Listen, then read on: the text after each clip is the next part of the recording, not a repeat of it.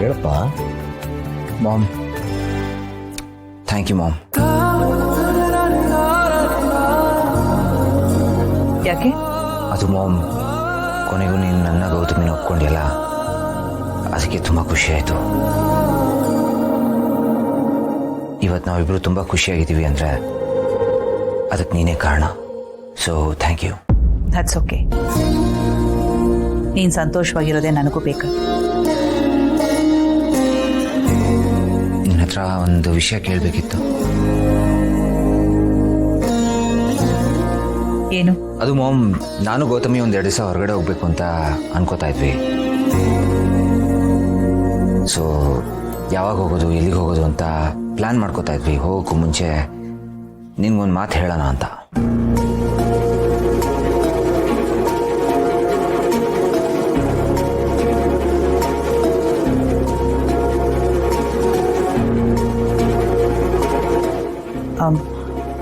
ಅಭಿ, ಅದು ಯಾಕೆ ಮಾಮ್, ಏನಾಯ್ತು? ಶಾಸ್ತ್ರಿಗಳು ಈಗ ಫೋನ್ ಮಾಡಿದ್ರು.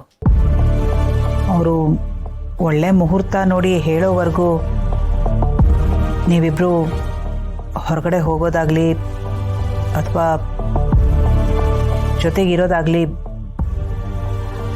ಬೇಡ ಅಂತ ಅವ್ರು ಹೇಳಿದ್ರು. ಹೌದಾ ಮಾಮ್? ಹಾಂ, ಅವರು ಒಳ್ಳೆ ಮುಹೂರ್ತ ನೋಡಿ ಮದುವೆ ಮಾಡಿಸ್ಕೊಟ್ಟಿದ್ದಾರೆ. ಹಾಗೆ ಮುಂದಿನ ಶಾಸ್ತ್ರಗಳಿಗೆ ಕೂಡ ಅವರು ಒಳ್ಳೆ ಮುಹೂರ್ತ ನೋಡಿ ಹೇಳ್ತೀನಿ ಅಂತ ಹೇಳಿದ್ದಾರೆ. ಅವ್ರು ಹಾಗೆ ಹೇಳಿದ್ಮೇಲೆ ನಾವು ಅದನ್ನು follow ಮಾಡಬೇಕಲ್ವಾ?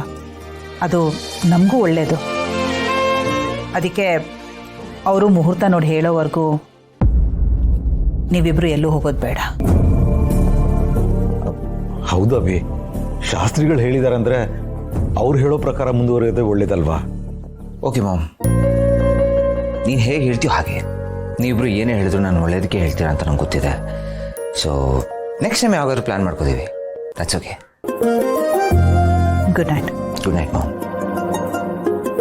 Good night dad. Good night.